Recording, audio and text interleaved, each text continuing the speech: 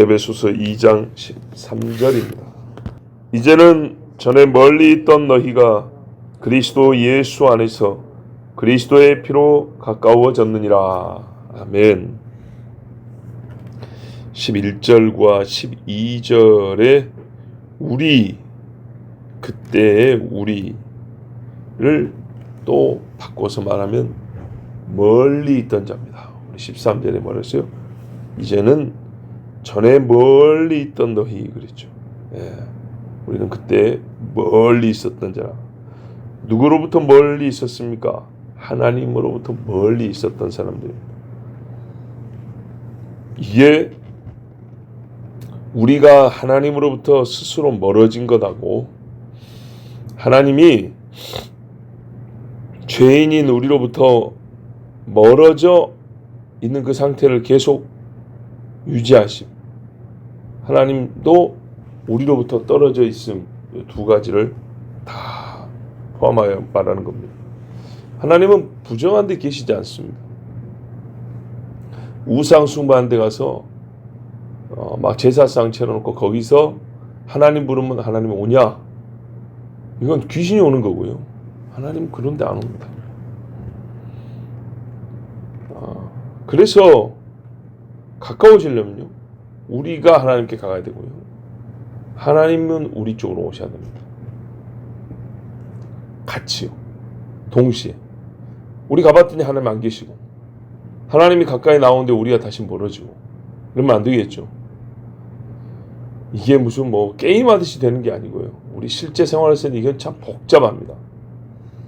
단순하려면 심히 단순한데요, 복잡하려면 아주 복잡합니다. 인간적인 계산법으로 하면 절대 하나님과 사람은 가까워질 수가 없고요. 하나님이 하시는 일대로 사람이 순응하면 그냥 한 방에도 됩니다. 아주 쉽습니다. 곧 하나님이 보낸 중보자 그리스도. 중보는 양쪽에 손을 잡고 이렇게 결합시키는 존재란 말이죠. 그래서 사람이 일방적으로 노력한다 되는 게 아니고 중보자가 있어야 돼. 그 중보자를 하나님이 보내시고 그 보낸 중보자에 대해 사람이 알고, 아, 당신이 이런 일을 하시는구냐고 믿으면 하나님이 가까이 온다고 그랬어요. 이에 대하여 구약 성경에 이미 여러 번 말씀을 주셨는데 맨 끝에 보면 아주 정확하고 확실하게 기록되어 있습니다. 말라기 4장 5절 6절에 보면, 보라, 여호와의 크고 두려운 날이 이르기 전에 내가 선지 엘리야를 너에게 보내리니 그가 아비의 마음을 자녀에게로 돌이키게 하고 자녀들의 마음을 그들의 아버지에게로 돌이키게 하리라. 돌이키지 아니하면, 사람들이 얘기하는 말이죠, 두렵건대 내가 와서 저주로 그 땅을 칠까 하노라 하시니라. 아멘. 자, 아버지는 아들에게로, 아들은 아버지에게로. 누가 그 일한다고요? 하나님이 약속한 중보자, 그를 부르기를 그리스도라고 불러요. 자, 그리스도 예수 안에서 그랬어요. 그 일을 하는 일을 그리스도라고 부르는데, 이름은 뭐냐 했어요. 직책은 그리스도인데 이름은 뭐냐 했더니 나사렛 예수라 그랬습니다. 원래 아버지와 아들은요, 상호 임재 가운데 있어요. 아들은 아버지, 아버지는 아들. 내가 아버지 안에 있고 아버지가 내 안에 있는 것 같이 그랬죠. 저희도 우리 안에 있어요. 우리 죄인이 어떻게 그 안에 있을 수 있을까요? 이렇게 하는 일을 아들 그리스도가 하신다고 말입니다. 그러니까 그리스도 안에 어떻게 근데 들어가냐? 들어가는 게 어떻게 들어가냐 했더니, 성경은 하나님 아버지를 만나기 위해서는 그리스도 안에 들어가야 되는데, 그리스도 안에 들어간다는 말이 뭐요? 무슨 열쇠 열고 문 열고 들어가면 되는 거요? 했더니, 아니, 이 예수가 하나님의 아들인데 우리에게 그리스도의 일을 하러 왔다는 것을 믿으면 그리스도 안에 들어간다. 이렇게 가르쳐 준 거예요. 그러면 아버지와의 연합이 가능하다. 그리스도가 누구냐? 뭘 했냐? 에 대한 믿음. 아시겠죠? 이 믿음이 그리스도 안에 들어가게 합니다. 그러면 그리스도 안에 들어갈 때 보면 그가 누구며 무슨 일을 했냐라는 믿음이 필요하겠죠. 그가 누구요? 했더니 세례받을 때 예수께서 하나님의 아들이신 것을 네가 믿으면 그랬어요. 근데 하나님이 왜 사람이 됐대요? 왜? 하나님한테 아들이 있다는 걸 알려주려고요? 아니죠. 그건 당연한 것이지만 피로, 그의 피로 우리를 죄를 사하시려고 하나님이 그 아들을 보내셨다. 그러니까 그가 누구냐와 무슨 일을 했느냐에 대한 믿음입니다. 그러면 그 피가 근거가 되어서 우리를 그리스도 안에서 아버지와 하나 되게 한다. 그 피가 무슨 일을 했는지를 내가 믿었어요. 믿으면 그 믿음으로 그리스도 안에 들어가요. 그죠? 피에 대한 믿음으로 들어간단 말이죠. 그랬을 때 이제 들어갔을 때 피가 역사해요. 그래서 아버지와 가까워지게 하느니라. 자, 그리스도 예수 안에서 그리스도의 피로 가까워졌느니라 그랬어요. 와. 자, 성경에 보면 이제 이 한 줄을 풀어서 우리에게 또 가르쳐 주고 있는데 뭐 다른 성경 볼 필요 없어요. 에베소서 1장에 나와 있어요. 1장 7절에 우리가 그리스도 안에서 그의 은혜의 풍성함을 따라 그의 피로 말미암아 구속 곧 죄의 사함을 받았으니 피가 뭘 어쩐다고요? 죄를 사하고 그거를 구속 죄값을 치러 구원받았다 이렇게 말한다는 거예요. 1장 13절에도 그 안에서 그리스도 안에서 너희도 진리의 말씀과 너희의 구원의 복음을 듣고 그 안에서 또한 믿어 약속의 성령으로 인치심을 받았으니 믿어. 그렇죠? 그러니까 예수의 피를 믿으면 그 안에서 구원을 받는다. 이게 7절과 13절로 확인이 됐어요. 이거를 연결하여 그 뒤로 이제 계속 쭉 설명했는데 이 긴 설명을 딱 한 문장으로 요약 정리한 것이 13절. 자, 하나님은요, 아브라함 때부터 뭐라 하냐면, 그 전에 아벨 때도 그랬지만, 믿으면 의롭다함을 준다 그랬어요. 믿으면 의롭다. 하나님이 어떻게 해요? 불의한 자와 함께 하지 않고 의로운 자와 함께 하죠. 그렇죠? 의로워야 하나님과 가까이 할 수 있죠. 근데 믿음으로 의롭다함을 준다는데, 믿음이 공갈 믿음이 아니고 내용이 있단 말이죠. 공갈 사탕이 아니고 진짜 내용이 있는 믿음이라고 하죠. 그 내용이 뭐냐 했더니 너 죄인이고 내 너를 구원하려고 내 아들을 보냈다. 그 아들이 죄의 값은 사망인데 생명은 피에 있으니까 자기 피를 흘려 자기 생명을 버려 너를 위하여 그 피를 흘려줬다. 네 죄 없애려고. 믿느냐 하면 역사한다는 거죠. 그 피가 내 죄를 진짜로 씻는데 역사한다는 겁니다. 그럼 하나님 앞에 어떻게 해요? 의롭다 칭함을 받고 의로운 자로 서니까 의와 의가 만나지. 의와 불의가 함께 할 수는 없는 겁니다. 그리스도가 어떻게 벨리알과 함께 하리요 그랬다고요. 어떻게 하나님과 귀신의 상을 함께 놓고 겸상을 시켰느냐. 말이 안 되는 거죠. 그래서요. 이 믿음이 하나님과 가까워지게 하는데 무엇을 믿느냐? 왜 믿느냐에 대한 답이 있어야 되는 거예요.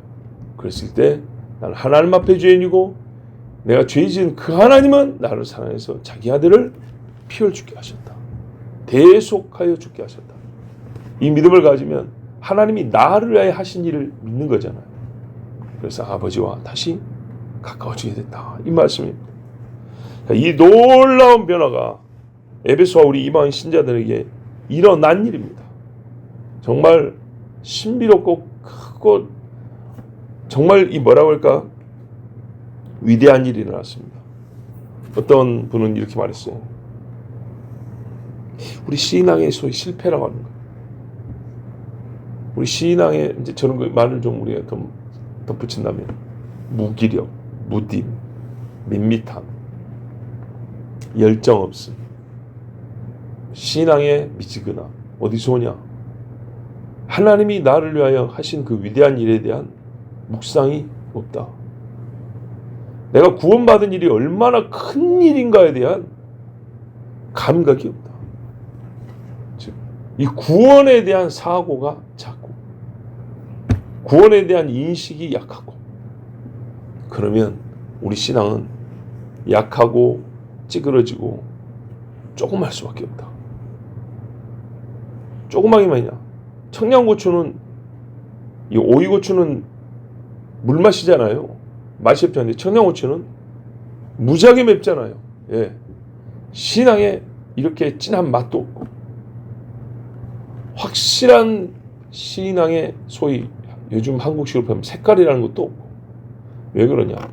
하나님이 우리에게 하신 일에 그 또렷한 인식이 약하면 이 구원이 얼마나 무지막지한 은혜인지를 생각하지 못한다면 신앙은 절대 크지도 아니하고 진하지도 아니하고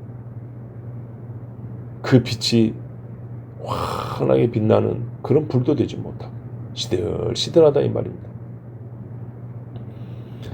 그런데 믿음의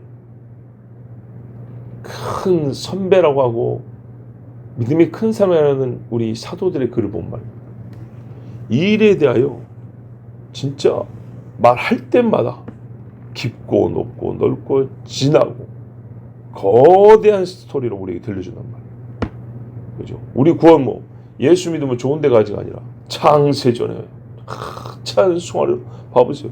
다르죠. 소위 스케일이 다르죠. 깊이가 달라요.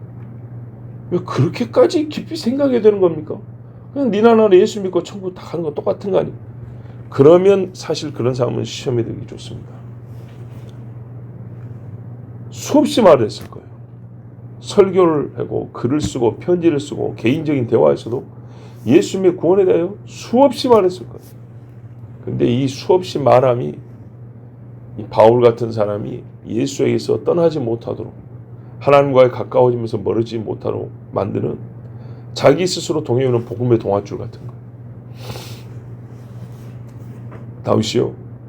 왕이 저 골리앗을 넘어뜨린 사람에게 뭘 준다 그랬다고 계속 물어보죠.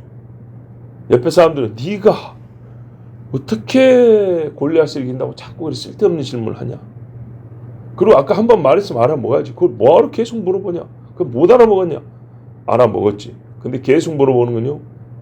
자기의 이제 좀 바꿔 말할게요. 믿음이 왕의 귀에 들리기를. 그죠? 이건 구원과는 조금 다르지만 어떤 의미에서는 사역적인 문제지만 또 자기 스스로 자기가 작정한 데서 떨어지지 않기를 자기 말에 자기를 올가매서 결국에는 골리앗과 싸우기를 원해서 그렇게 하는 거예요. 우리가 복음으로 구원을 받는다 할 때 계속 이 이야기가 하는 거예요. 계속. 그러면 기계적으로 역사하는 게 아니라 성령이 우리 안에 착한 일을 씨하신 하나님이 그리스도의 날까지 이루실 줄 믿는다잖아요. 제일 착한 일은 뭡니까? 말하자면 예수 믿는 거죠. 이 예수 믿음이 떨어지지 않냐고 계속하여 진짜 주님 만날 때까지 그 예수님을 만날 때까지 이어가는 겁니다. 자, 오늘 이 진리에 대하여는 더 이상 뭐 설교는 불필요하고 이 바울과 믿음의 사람들이 해온 대로 나 스스로에게 계속 이 진리를 되새기면 됩니다. 그리고 그렇게 해서 믿음 바를 더 확신하게 거할 것이고 확신에 거할 것이고 이 일을 하신 하나님을 찬송하는 것. 이보다 우리가 이제 더 할 일은 없습니다. 그리고 하나님의 구원하심의 이 은혜를 우리의 이웃들에게나 사랑하는 자들이 전할 때 애매하거나 떨떠름하거나 토막내서 이렇게 할 것이 아니라 그 스토리를 길건 짧건 간에 온전하게 들려주는 것. 그가 예수 믿으면 병 났는데 예수 믿으면 부자 된다. 이런 식의 복음이라는 걸 듣지 않도록. 그런 복음은 없습니다. 성경에 말하는 대로 바울이 이렇게 설명한 대로 차라리 13절 한 절이면 됩니다. 우리 입에서 온전한 복음이 또 터져 나올 수 있기를 우리 하나님 앞에 같이 기도합시다. 기도하겠습니다. 아버지 하나님 감사합니다. 주의 사랑하는 자녀들을 주일 새벽에 부르셨습니다. 아버지 하나님 예수께서 부활하신 날을 우리가 정확히 지키지는 못하지만 일주일 중 하루를 그 날로 기념하여 지키고 있습니다. 예수님에 대하여 어느 때보다 확실하게 안 그날, 예수님을 말할 때 이제는 완전하게 말할 수 있는 지식과 만남, 곧 예수 그리스도 죽어서 멀리 떨어진 줄 알았는데 다시 살아나심으로 완전히 가까워진 그날, 그날의 제자들처럼 우리도 주님을 믿고 전할 수 있게 하여 주시옵소서. 아버지여, 사망으로부터 멀어지고 영생과 가까워진 자, 하나님의 생명과 결합된 자, 계속 이 생명의 복음을 내 귀에 내 입술로 들림으로써 이 복음에서 떠나지 않게 하여 주시옵소서. 예수님의 이름으로 기도하옵나이다. 아멘.